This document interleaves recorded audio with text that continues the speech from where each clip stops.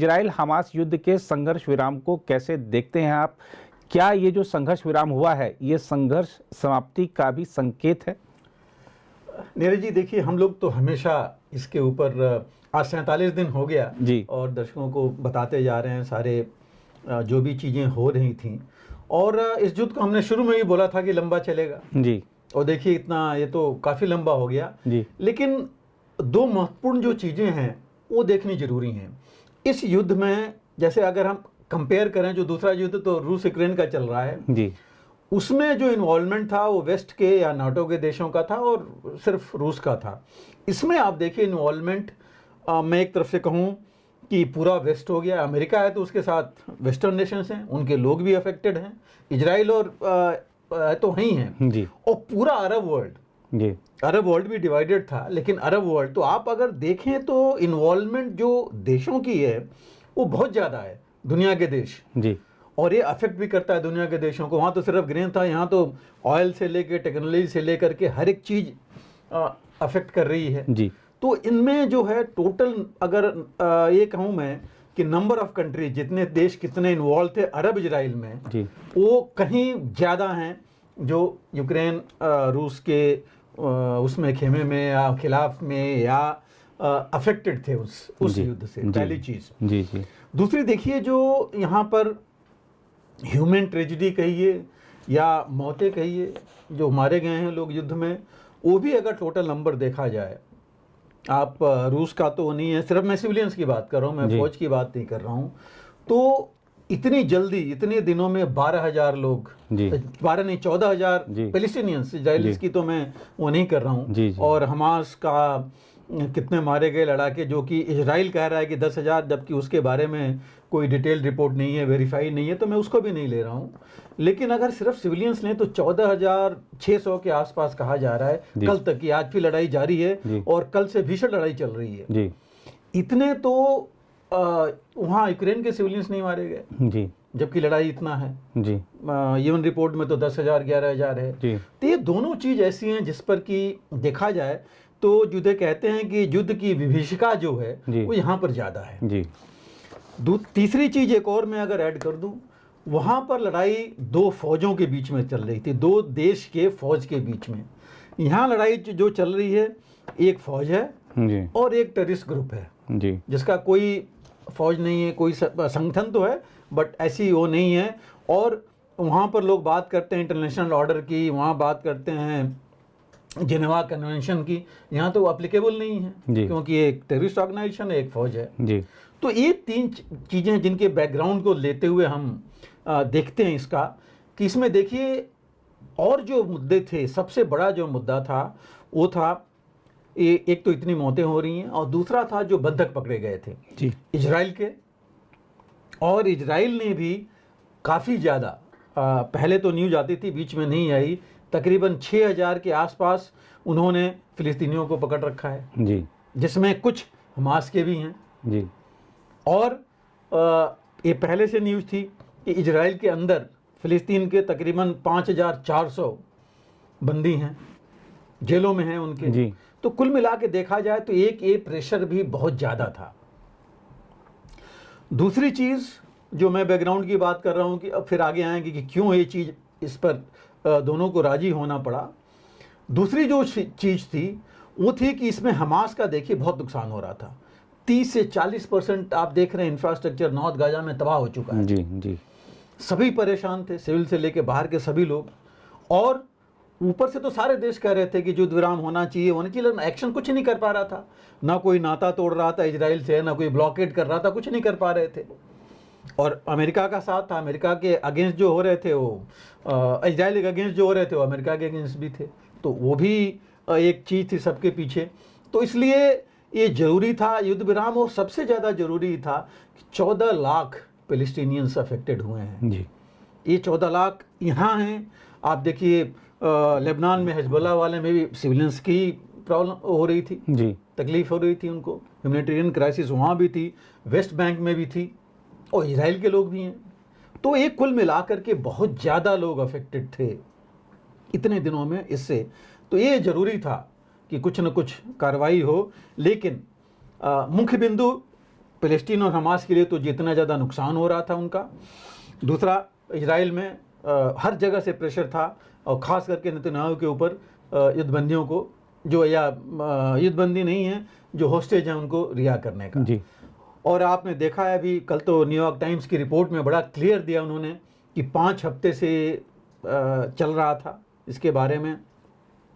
पहले भी हम लोगों ने बात किया था पिछले हफ्ते कि CIA के डायरेक्टर उस समय वो कितनी बार आए गए, कतर में गए, इजिप्ट में गए, जॉर्डन में गए, इजराइल में 2 बार गए। और हमास के इनके जो डायरेक्टर, हमास नहीं, मोसाद के डायरेक्टर, वो भी आते जाते रहे हैं जी।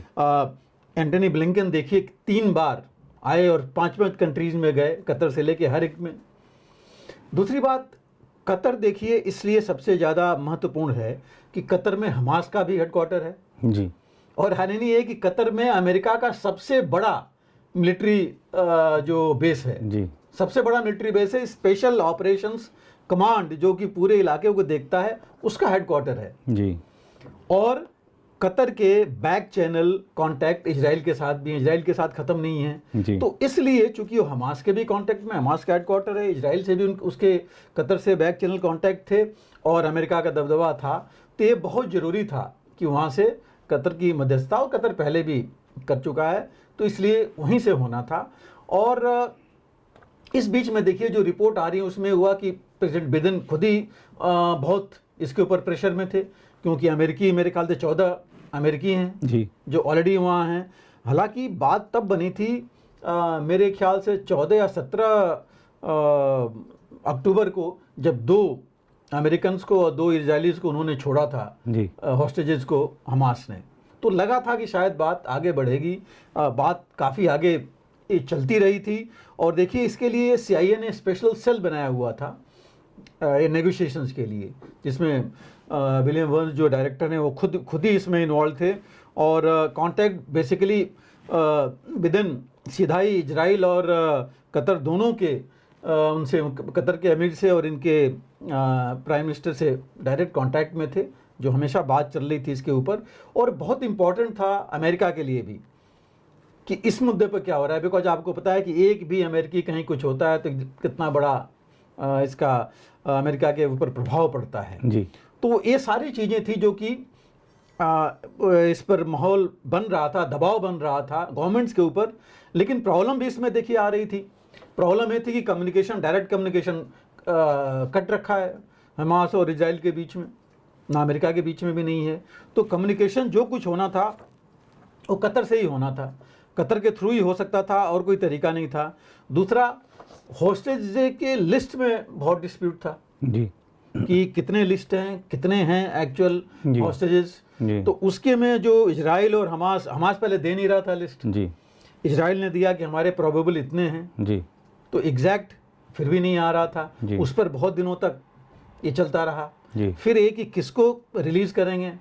हमास की पुरानी टैक्टिक्स आपको याद है कि पहले एक इनके इजरायली जो सोल्जर था उसके लिए उन्होंने 1027 छोड़ने पड़े थे पैलेस्टीनियंस। जी। अब नेतन्याहू उसके लिए तैयार नहीं थे। जी। नेतन्याहू के खुद कैबिनेट में जो राइट विंग के लोग थे, जी। बेन ग्वीर हैं जो उनके हैं राष्ट्रीय सुरक्षा मंत्री हैं, वो नेशनल सिक्योरिटी मिनिस्टर हैं, फार राइट विंग है, जिनके बेस पर एक गवर्नमेंट चल रही है, वो बिल्कुल खिलाफ थे इसके। जी। उन्होंने यहाँ तक कह दिया था अपने पार्लियामेंट में और बाहर भी जो फैमिलीज आई थी बंधकों की, कि भाई वो कि उनको रिलीज कराने के लिए उनको बोला था कि सिर्फ आपको ही तकलीफ नहीं है। उन्होंने कहा कि हमने भी अपने 50 रिश्तेदारों को क्रिमेशन की है उनकी, हम भी तकलीफ में हैं। जी। तो वो इसके पक्ष में नहीं थे। जी। तो ये राजी करना और ये सब लेना बहुत बड़ी एक चुनौती थी, जिसको लेकर के ये पूरी टीम चल रही थी। लेकिन ये नेगोशिएशंस इनका दिन रात चल रहे थे। और जो हमास का है कि देखिए उनका पॉलिटिकल ऑफिस मैंने कहा कतर में है, बैक चैनल इजराइल का जो चल रहा था, जो डायरेक्टली मोसाद लेके चल रहा था, तो एक वो चैनल था। और वहाँ जा कर के कम्युनिकेशन ज़रूर इस्टेब्लिश हुआ उसमें। और यूएस का तो खैर ही है, पूरे ब्लिंकन से लेकर के, और ये खुद इनफैक्ट जो रिपोर्ट है उसमें कहा जा रहा है कि बिडेन ने कई बार कॉल किए हैं, जो बाइडन ने कई बार कॉल किया था कतर में और इजराइल में, इजिप्ट में, इसके लिए। और इन्होंने तकरीबन इजराइल तो आप देख लिए 2 बार विजिट किए थे। वो इजराइल में जाकर के उन्होंने वॉर कैबिनेट से बात की। एक्चुअली देखा जाए तो बेसिकली राइट विंग को इन्फ्लुएंस करने के लिए गए थे, बेन-गुविर जैसे जो लोग हैं, जी कि भाई हमें कुछ न कुछ जो कहते हैं गिव एंड टेक करना पड़ेगा। जी। तो खुद गए थे और लगातार उन्होंने बात की। और जैसे मैंने कहा कि 2 जब यूएस नेशनल्स छूटे थे और 2 इजराइल के उन्होंने छोड़ा था, तो लगा था कि शायद बात बने, और तभी से शुरू हुए थे। जी। 5 हफ्ते मतलब लड़ाई शुरू होने के 12 दिन बाद ही ये चीज़ इनकी शुरू हो गई थी। और जो बाइडन ने, देखिए कहा जा रहा है कि पिछले महीने ही 20, 22, 23 और 25 तारीख को लगभग उन्होंने लगातार बात करते रहे इनके लीडर से, तो तब जाकर के ये बात बनी है। और लेकिन अभी प्रॉब्लम देखिए, अभी भी होना था आज से, लेकिन आज से नहीं कल से हो रहा है। प्रॉब्लम इसी में आ रही है कि ये कौन जो लिस्ट है और कौन लोग इसमें शामिल हैं। जी। 50 तो उन्होंने छोड़ना है जी। 150 इन्होंने छोड़ना है। तो इजराइल ने तो अपनी लिस्ट इनफैक्ट 300 की बना ली है। जी। इन 300 की लिस्ट वो है जो लोग बहुत ज़्यादा क्रिमिनल ऑफेंसेज में नहीं हैं, जी। लाइट ऑफेंसेज, और कुछ हैं जिनको इन्होंने गाजा में अपना पकड़ा हुआ है। जी। तो इस वजह से ये जो है अभी थोड़ी प्रॉब्लम आ रही है। और जो लिस्ट 50 की वहाँ की, इसमें जो इनकी जो कह रहे हैं 150 में से 123 शायद महिलाएं हैं और बाकी बच्चे हैं, जो छोटे बच्चे हैं। और मैं ये भी कह दूं कि फार राइट वाले इजराइल में हैं, उन्होंने यहाँ तक बोला है कि क्या फ़ायदा है इन यंग टेररिस्ट को रिलीज करने में। जी। तो अपोजिशन नेतन्याहू के लिए भी बहुत था, लेकिन उनके ऊपर प्रेशर भी बहुत था। जी। नेतन्याहू के यहाँ ये देखिए कि लोग प्रदर्शन कर रहे थे, इनके फैमिली वाले, और उन्होंने वो बोला है कि our aim is not to why kill Arabs, save Israelis. जी। उन्होंने बोला गवर्नमेंट को कि तुम अरब्स को या फलस्तीनियों को मारने में लगे हो, वो बंद करो और इजरायलियों को बचाओ। जी। तो इस तरह की मुहिम चल रही थी। तो डबल उनके यहाँ था। ये बहुत मुश्किल चीज़ थी नेतन्याहू के लिए कि इसके ऊपर जल्दी एग्री करना, और इसीलिए उन्होंने बोला है कि हम लड़ाई में हैं और ये लड़ाई ख़त्म नहीं होगी जब तक कि हम हमास का खात्मा नहीं करेंगे। और इस प्रश्न पर हम पहले भी बात कर चुके हैं कि हमास का एक कोई फौज तो है नहीं, एक आइडियोलॉजी है। जी। इसके लोग सब जगह फैले हैं। जी। और इजराइल का कहना है कि 30 से 35 हज़ार हैं। अगर वो क्लेम कर रहे हैं 10,000 को मार पाए हैं, जिसका मैंने कहा अभी भी कोई प्रूफ नहीं है जी इंडिपेंडेंट, तो कितना टाइम लगेगा वो तो समय ही बताएगा। जी। कल भी नेतन्याहू ने बोला है कि इजरायली हमास के लीडर जहां भी हैं दुनिया में उनको हम ढूंढ के मारेंगे, उन्होंने इंस्ट्रक्शंस दिए हैं। तो ये चीज़ अभी है जो कि आगे क्या होगा वो तो देखना पड़ेगा। लेकिन ये जो युद्ध विराम हुआ है 4 दिन का, जिसमें नेतन्याहू ने भी कहा है कि वो एक दिन युद्ध विराम बढ़ाएंगे, जितने अगर 10 होस्टेज और रिलीज होते हैं तो एक दिन और बढ़ाएंगे। जी। तो ये भी चीज़ है। तो ओवरऑल तो सभी ने इसको स्वीकार किया है जी। खासकर। और देखिए इसके बैकग्राउंड में थोड़ा और 1-2 चीज़ें डालें। हमास के जो लीडर्स थे रूस गए थे, पुतिन से बातचीत हुई, और इजराइल का स्टेटमेंट था नेतन्याहू का कि रूस भी हॉस्टेज को छुड़ाने में मदद कर सकता है। जी। चीन में भी देखिए अरब के कंट्रीज के 3 दिन पहले जी वहाँ लोग गए थे, वो भी एक प्रेशर था जी कि वहाँ से भी होना चाहिए। अरब और ओआईसी कंट्रीज को मिला करके इनकी एक समिट हुई थी जी, जो सऊदी अरब ने बुलाई थी जी, उसमें भी यही था जी। अमेरिका से ले करके और जितने वेस्टर्न कंट्रीज हैं उनमें देखिए हर जगह डिमॉन्स्ट्रेशंस हो रहे थे जी। दोनों के लिए, पैलेस्टीन के लिए भी और ये बंधुकों को छुड़ाने के लिए भी जी। तो ये काफ़ी प्रेशर ओवरऑल चल रहा था जी। तो इस वजह से ये काफ़ी ज़रूरी था। और दूसरा जैसे मैंने कहा हमास को लग गया था कि उनको ऊपर काफ़ी प्रेशर है और उनका नुकसान बहुत ज़्यादा हो रहा है तो उनको भी एग्री करना पड़ा इसमें। तो सभी देशों ने इसको माना है, लिया है। और G20 की हम बात करेंगे उसमें देखिए हमारे देश ने तो साफ बोला है कि भाई हम हमास ने जो किया उसके खिलाफ है, बट पैलेस्टीन इजराइल को एग्जिस्ट करें, 2 नेशन थ्योरी में एग्रीड है। तो ये हुआ है। लेकिन देखिए अभी भी कुछ रिजर्वेशंस हैं। बहुत अच्छी चीज़ है एटलीस्ट ये बात हो गई है कि कम से कम पहले जहाँ 30-40 ट्रक जाते थे, अब 150 करीब 140 ट्रक ह्यूमैनिटेरियन एड के जाएंगे, जी। जो कि सफिशिएंट तो नहीं है, लेकिन कुछ तो मदद मिलेगी बिल्कुल बिल्कुल वहाँ पर, जो कि बहुत ज़रूरी है। हम कहीं नहीं चाहते, भारत तो वसुधैव कुटुंबकम की बात करते हैं हम, जी। कि दुनिया में कहीं किसी का नुकसान ना हो, और जी। खास करके सिविलियंस का, तो जो कहीं इन्वॉल्व नहीं है बेचारे, उनका तो नहीं होना बिल्कुल। चाहिए, बच्चों का, औरतों का। तो इसके बारे में तो हमारा देश तो शुरू से, और ये हमने तो बल्कि वहाँ पैलेस्टीन के लिए एड भी भेजा है जी, भारत ने। बिल्कुल 2 बार भेज चुके तो ये सब चीज़ें देख करके देखिए, लेकिन कुछ रिजर्वेशन से, जो मेरा अपना आकलन है उसके हिसाब से, कि देखिए दोनों के लिए क्या इसका इफेक्ट हो सकता है इस पॉज का, पॉलिटिकली अमेरिका कहिए या बाकी, क्योंकि मुझे लग रहा है कि अमेरिका ने थोड़ा इसमें इनिशिएटिव ले ली। बिकॉज अगर आप एक्चुअली जाएं, मैंने 2-3 न्यूयॉर्क टाइम्स के अलावा भी 1-2 जगह की रिपोर्ट्स देखी, और बहुत प्रेशर था अमेरिका पर, खास करके जो बाइडेन पर, कि इससे पहले कि रूस और चीन मिल करके ये काम कराएं, जी। अमेरिका ने करना चाहिए, और वही उन्होंने किया।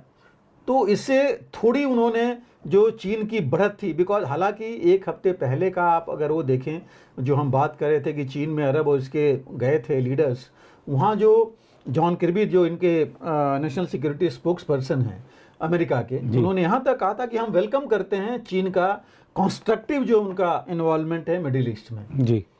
लेकिन आप समझ सकते हैं कंस्ट्रक्टिव इसमें कितना, इसके पीछे निहित क्या है। जी। लेकिन इनिशिएटिव तो अभी अमेरिका ने ले लिया, ये ट्रूस करके, जी। तो ये फर्क तो उनके पास देखिए पड़ा ही पड़ा है।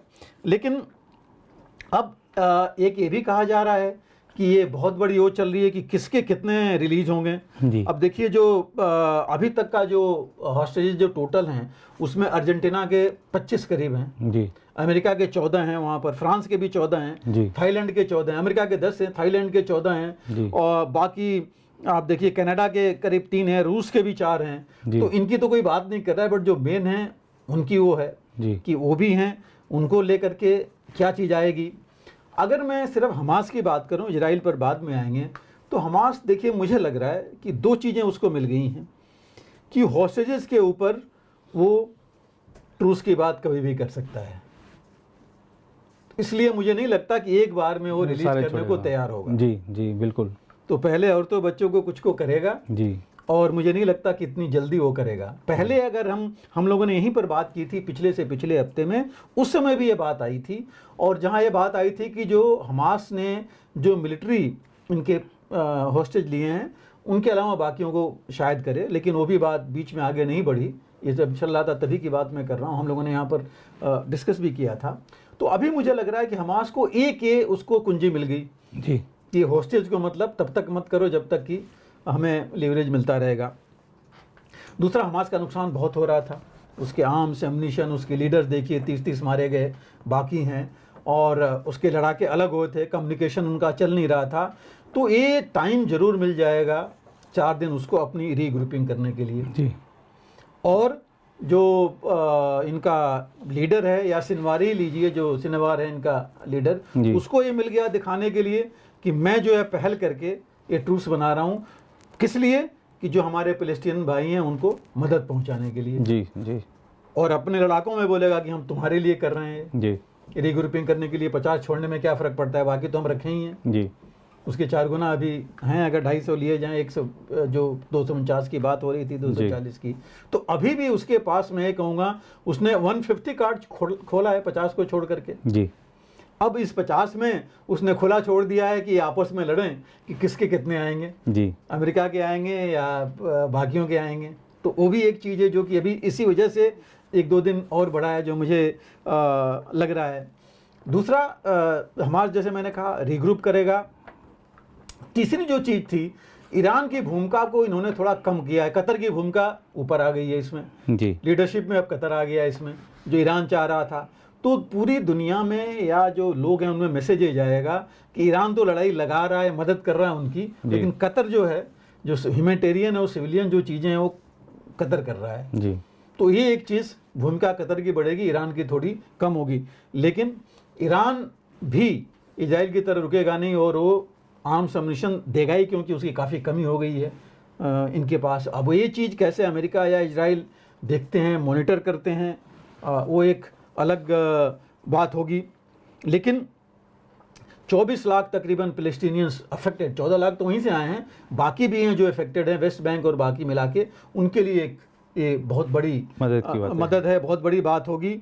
और एक और चीज़ है जो कि अभी तक ये भी खुलासा नहीं हुआ है कि 200-250 जो भी हॉस्टेजेज हैं सारे हमास के पास हैं या कुछ दूसरा जो PIJ जो एक है फिलिस्तीनियन इस्लामी जिहाद वाले हैं उनके पास हैं, कहा भी जा रहा है कुछ उनके पास भी हैं। क्या उनसे भी बात हुई है? वो कैसे आएंगे? एक ये भी देखने वाली चीज़ है, क्योंकि एक एजेंसी अगर नहीं है तो उसे भी मुश्किल होगा जी। और तीसरा देखिए, जो इज़राइल में क्या रिएक्शन होता है, बाहर के देशों में क्या रिएक्शन आता है। पहले जो हमास के अगेंस्ट थे वो कह सकते हैं कि हमास तो रेडी है भाई ये करने के लिए, हॉस्टेज छोड़ने के लिए, तो आप लड़ाई क्यों कर रहे हैं, क्यों ख़त्म करने की वो कर रहे हैं। तो मतलब कुछ जो मैं समझता हूँ कुछ क्वेश्चंस इस टाइप के आ सकते हैं जी। जहाँ तक इजराइल का सवाल है, देखिए इजराइल को भी समय चाहिए था रीग्रुप होने का, बिकॉज इजराइल के पास भी हथियार और खासकर एमुनिशन की कमी हो गई है जी। उसके बाद जो सबसे बड़ी कमी है आर्टिलरी एमुनिशन की कमी है, सबसे ज़्यादा इस्तेमाल हुआ है। उसके पास मिसाइल्स की कमी हो गई है अभी, और ख़ास करके उसके पास जो कुछ JADM होता है, ज्वाइंट एयर डिफेंस जो मिसाइल्स हैं, वो उनकी कमी काफ़ी है और वो उनको चाहिए बहुत ज़्यादा, ख़ास करके जो मिसाइल्स आ रही हैं और जो आनी हैं उसके लिए। और मुझे लग रहा है कि ये टाइम अमेरिका ने भी डाला होगा कि ये उनको भी टाइम चाहिए ये हथियार इजराइल में पहुंचाने के लिए, और कोई तो पहुंचा नहीं सकता जी। और मैं आपको वापस ले जाऊं 1973 में जो याम किपुर लड़ाई हुई थी इजराइल में, उसमें देखिए अमेरिका ने सबसे बड़ा एक ऑपरेशन किया था हथियार अम्यूनिशन सप्लाई करने के लिए इसको इजराइल को, जिसमें उसको ऑपरेशन निकल ग्रास बोला था, ऑपरेशन निकल ग्रास का नाम दिया था उसको। उसमें तकरीबन 10,000 ton ammunition, arms ammunition per day supply हुए थे। करीब काफ़ी मतलब तकरीबन 22-24 हज़ार टन की समझिए कि उससे ज़्यादा ही एमुनिशन वहाँ पर आए थे। तो हो सकता है कि एक पॉज अमेरिका ने भी वो किया हो और फोर्स किया हो इनको कि भाई अगर आप पॉज नहीं होगा तो हम भी आपको इतना सप्लाई नहीं कर सकते जी, जी। और स्थिति मजबूत करने के लिए। तो ये जो कुछ चीज़ें हैं इजराइल के लिए हैं, ज़रूरी था उनको भी, लेकिन इजराइल को एक और चीज़ जो आएगी जो उनके अगेंस्ट जाएगी वो आएगी कि भाई चूंकि ये हमास को कहते डिस्ट्रॉय करेंगे, 45-50 दिन 48 दिन तकरीबन हो जाएंगे आज जी। और उसके बाद ये नहीं कर पाया तो इनको नेगोशिएशन में जाना पड़ा जी। इन्होंने बोला था कि हम हर हालत में अपने हॉस्टेजेस को छुड़ाएंगे, नहीं छुड़ा पाए तो इनको नेगोशिएशन में जाना पड़ा 50 के लिए ये करने के लिए। तो ये कुछ मुद्दे हैं जो मैं समझता हूँ कि ये इसके रिपरकशंस हैं जो कि हमें आने वाले समय में बताएगा। लेकिन ओवरऑल मैं कहूँगा बहुत अच्छी पहल है जी। कि ये चीज़ है और जितने सिविलियंस हैं बाकी हैं उनको बहुत ज़रूरी था, जिनको पानी नहीं मिलता। आप देखिए बच्चे 31 बच्चे अल शफा हॉस्पिटल से प्री मैच्योर बॉर्न बेबीज़ को एवोकेट किया गया इजिप्ट में इलाज के लिए। तो ये तो मतलब एक देखा जाए तो बहुत बड़ी त्रासदी है। बिल्कुल बिल्कुल इस तरह की चीज़ें